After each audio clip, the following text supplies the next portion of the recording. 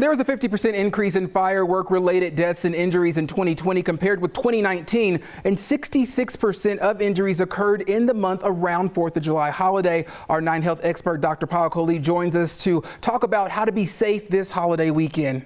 How are you doing? Good morning, Eddie. How are you? Okay, I'm doing good. So my first question is, what were some of the most common injuries seen in hospitals during the 4th of July weekend? You know, we saw a lot of accidents, we saw a lot of burns, and we saw areas that we would expect to be burned where we're handling the fireworks, so our hands, our face, as well as our eyes. Now, some people might say, I don't need to go to the hospital for this injury. Some people might think it is more serious than it actually is. So how do we know if a burn is bad enough and needs medical attention? Such an important question. So it's really the depth of the burn and how much of your skin it covers. So a rule of thumb is really if the burn is bigger than the size of your palm anywhere on your body, you probably need to seek medical attention. If it's anywhere on your face, regardless of the size, you need to seek medical attention. And then if there's any signs of infection like streaking or fever or redness or heat at the site, then you need to talk to a doctor as well.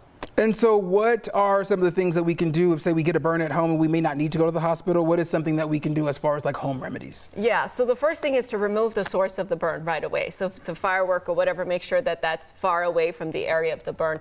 The next is to actually put a little bit of cool water on it for 20 minutes. Now, be careful that it's not ice water because that can actually make the burn worse. Once you've done that immersion for about 20 minutes, then you want to, moisturize it, but don't put any heavy emollient or Vaseline type of ointment on it because that can actually make it worse. Do not pop any blisters if you get any blisters, and then keep an eye for signs of infection at the burn site. Okay, and we talked a lot about adults just now. What about children? What are some of the high risk for children getting burns? This holiday is so important to our children with the fireworks and everything, but our children's skin is actually thinner than the adult skin. So it's more sensitive to being burned and can actually be burned in less period of time with less heat. So we have to be extra careful in that respect.